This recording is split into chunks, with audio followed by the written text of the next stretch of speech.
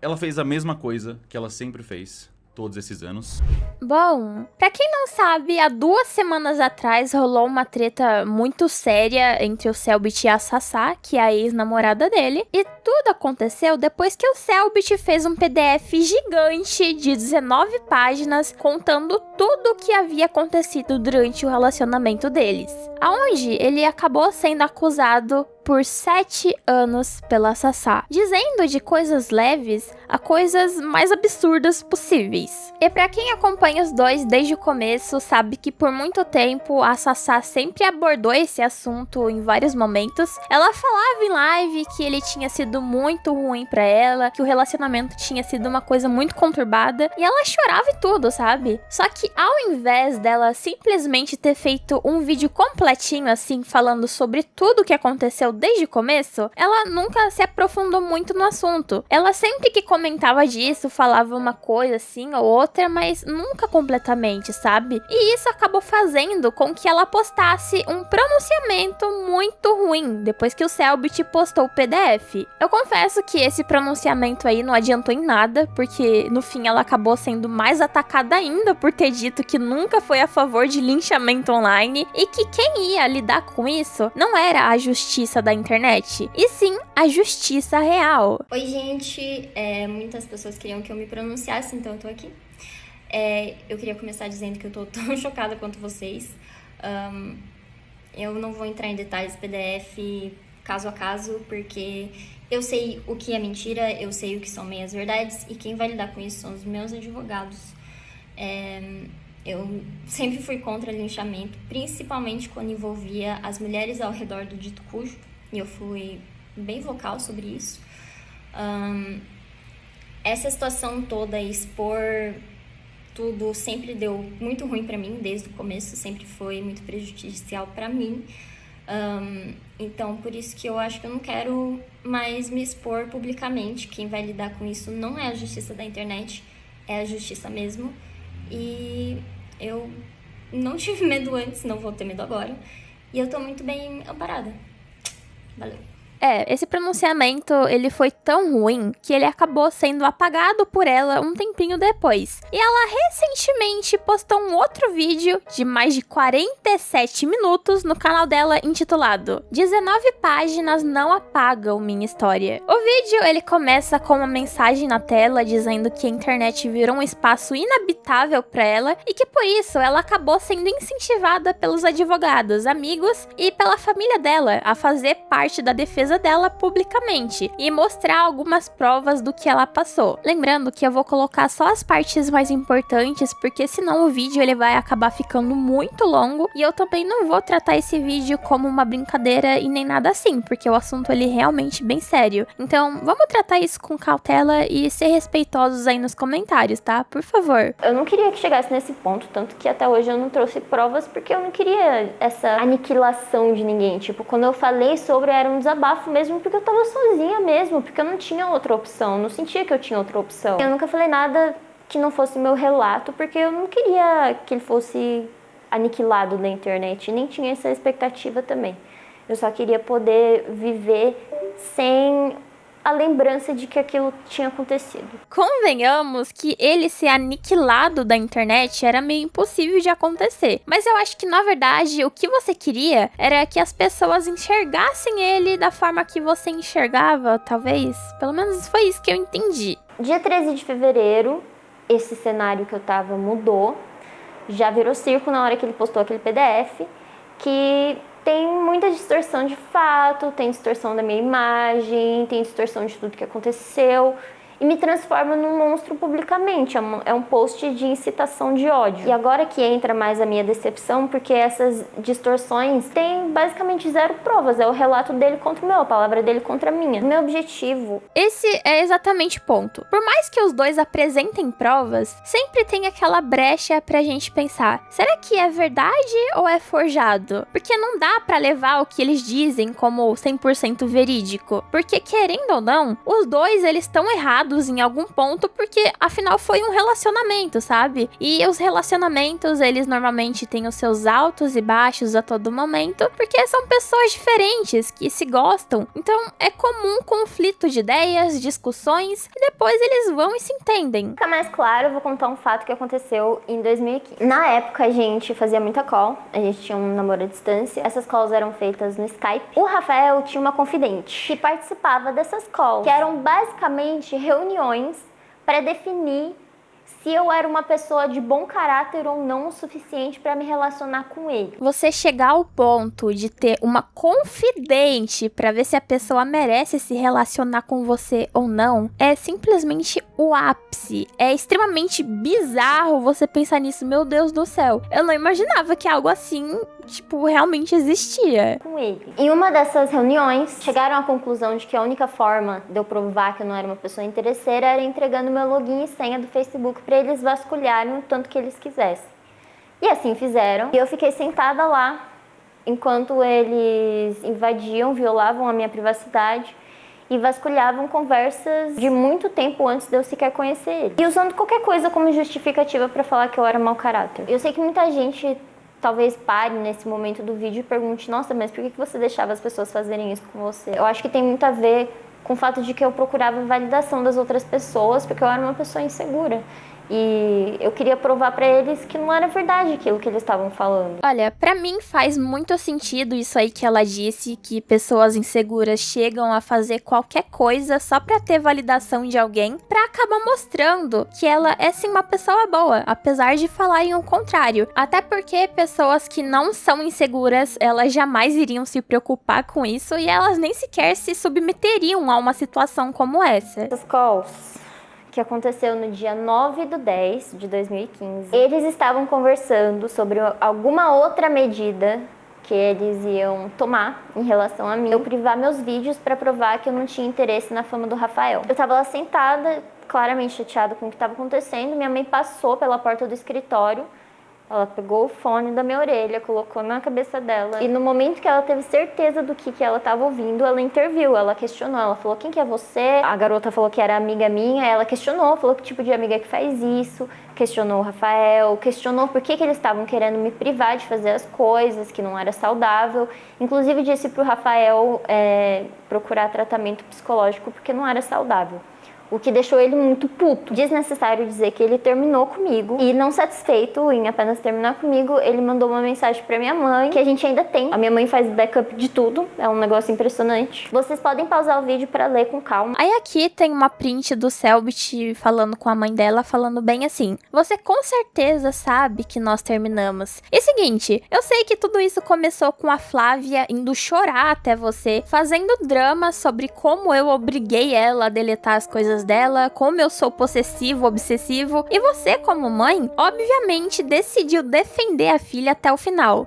Pelo visto, essa época aí o Selbit era bem tóxico mesmo, né? Porque olha isso aí. Eu sei que tudo isso começou com a Flávia indo chorar até você. Né? A menina não pode mais ficar chateada com uma situação absurda. Que coisa. Isso se a print for real, né? No PDF, o Rafael pinta minha caveira, né, publicamente, uma história que todo mundo já tinha se resolvido. No evento da XMA, eu acho que era a terceira vez que eu vi o Yang. A gente mal se falava, porque ele era um jogador que estava em destaque, ele estava sempre treinando. E eu trabalhava e estudava nessa época também. Apesar da gente ter se gostado, ou pelo menos eu gostei dele, a gente nunca avançou muito além nessa criação de vínculo. O nosso relacionamento, como ele também disse, já tinha meio que acabado. Por ambas as partes, só faltava a gente oficializar.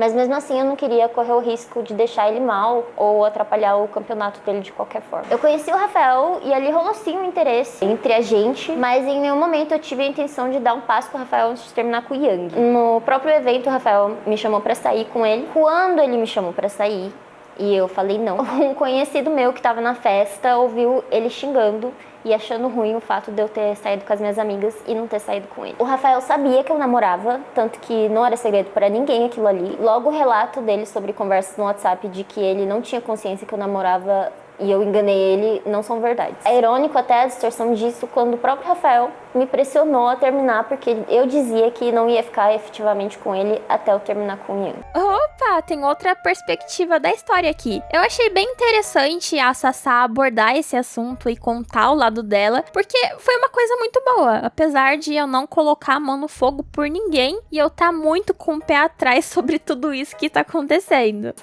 De um cara que era da comunidade de LoL, que eu vou censurar pra proteger ele, porque nada a ver. O Rafael perguntou pra mim, do que você quer que eu te chame? Aí eu falei, me chama de Flavinha, porque ninguém me chama assim, só uma professora. Ele me chamou de mentirosa, porque ele descobriu que esse colega de trabalho me chamava de Flavinha também.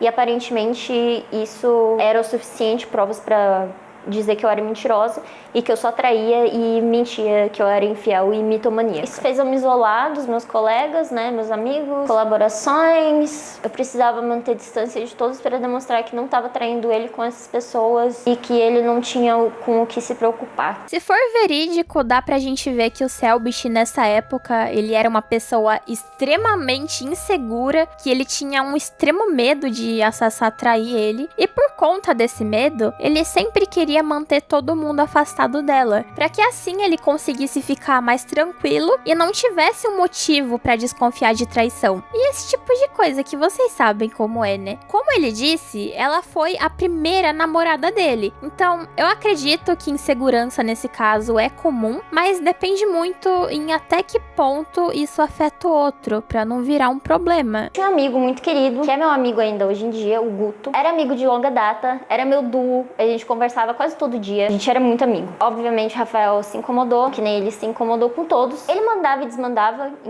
com quem eu podia conversar ou não. E o Guto era uma pessoa que eu insistia muito pra ele deixar eu continuar conversando, que eu queria manter. Nesse episódio, que ele tenta falar que ele colocou educadamente as minhas coisas na garagem, ele tinha recém se mudado pra São Paulo e ele me chamou pra ir lá ficar com ele. E eu fui. Na época a gente tinha o mesmo modelo de celular, que era um Moto G podrinho assim, basicão. Ele acordou de manhã e eu tenho sono leve, então eu acordei também. Aí ele fez assim com o celular e falou, tô indo no banheiro. E eu assim, de consciência limpa, pô, eu fui dormir. Eu acordei aos berros, porque ele encontrou a mensagem que eu tinha mandado pro Guto, falando que eu não ia mais ser amiga dele, que eu queria fazer dar certo entre eu e o Rafael. Até hoje eu não entendo porquê. Eu acho que tem algo a ver com ele ter se sentido exposto de eu falar o motivo, né? E ele me expulsou da casa dele. Ele jogou as minhas coisas no lixo e eu fiquei chorando na pracinha que tinha na frente da casa dele até ele deixar eu subir de novo. Daí ele até foi comigo, a gente foi até a garagem olhar o lixo, já não tava mais minhas coisas lá. Daí a gente teve que conversar com a equipe de limpeza. Uma das moças tinha visto lá, pegou e guardou porque ela ia dar pra filha dela, a gente conseguiu recuperar. O Rafael bloqueou o Guto, tive que desbloquear ele ainda veio me cobrar. Tem o print desse acontecimento que o Guto fala, vou ficar bem relaxado com você me dando bloco. E eu falo que não fui eu, que a gente teve uma briga horrorosa, mas que eu contava pra ele depois e que eu ia dormir e era isso. Desnecessário dizer, eu acho que todas as pessoas amigas que foram amigas de pessoas que foram abusadas sabem o quanto que é desgastante também. E às vezes dá vontade de você mesmo desistir da pessoa, porque nem a pessoa quer se ajudar. Isso aconteceu na minha amizade com o Guto. Isso é um print que ele tinha guardado. Sei lá porque também as pessoas fazem backup, mano. Graças a Deus. Isso aqui era uma discussão que a gente tava tendo. Eu tava essencialmente pedindo desculpa por estar me afastando dele, mas que eu realmente queria fazer dar certo. Tem dia que eu abraço ele e penso em você e no pessoal da Conf, que conheço faz uns 4 anos. E eu tenho ressentimento. Mas é aquele lance todo que você sabe como sou, Guto. Eu falei que não esperava que você entendesse, não espero e não boto esse peso em você. Isso é eu explicando pra ele, justificando eu me afastar não só dele, como pessoas que eu tinha amizade há muito tempo, por causa do Rafael. O Guto abençoe a alma dele, porque ele era mais maduro do que eu, aparentemente. Eu sei que pra você nada disso é fácil. Eu sei que você precisa de ajuda e é por isso que eu nunca vou parar de te ajudar. Não parou mesmo. Nem que a gente fique 10 anos sem se falar. Se você me chamar, eu vou te ajudar com prazer. E o fez, realmente. Mas sei lá, desde que a gente parou de se falar, uma vez eu fico com isso. Ele tava falando que ele fica com insegurança desse deixa, não deixa, implica, não implica, bloqueia e desgastava a nossa amizade mesmo. Aqui eu expresso o que eu sentia pelo Guto, né? Você realmente foi o melhor amigo que eu já tive, você foi a única pessoa que genuinamente se importava e que não tinha aquele peso todo de tô te ajudando porque um dia quero te pegar. E é algo que eu aprecio pra caralho, e quando eu penso em pessoas decentes, você é a primeira que vem à mente. Mano, que amizade foda, meu Deus do céu. Mesmo a Sassá deixando ele de lado por conta de um relacionamento tóxico que você não podia nem se comunicar com ninguém, essas palavras, elas devem ter mexido com você de um jeito que eu nem imagino. Assistindo o vídeo, eu sinto que ela se sentiu acolhida no momento que ela precisava, sabe? Então, isso parece bem importante pra ela. Eu acho que nenhuma palavra que eu falei na internet até hoje pode demonstrar o sentimento. E a minha esperança é que vocês entendam um pouco melhor agora. E talvez entendam porque eu nunca mostrei provas e nunca fui na justiça. Apesar de que ele quis me pintar de puta, traidora e interesseira, assim como fazia no nosso relacionamento. No fim, eu nunca quis comprometer o trabalho e vida pessoal dele. Muito longe disso. Eu quero ele bem e que ele nunca mais faça com alguém o que ele fez comigo. Fico um pouco mais tranquila com relatos de amigos próximos dele de que isso não acontece mais. Quero incentivar a todos que continuem consumindo, curtindo, assistindo o que for que te faz bem. E na boa, de uma vez por todas, eu só queria poder fazer o que precisava fazer para sobreviver e superar todos os traumas que carrego até hoje. Não acho que eu lidei da forma perfeita, mas eu fiz o que eu precisava para sobreviver.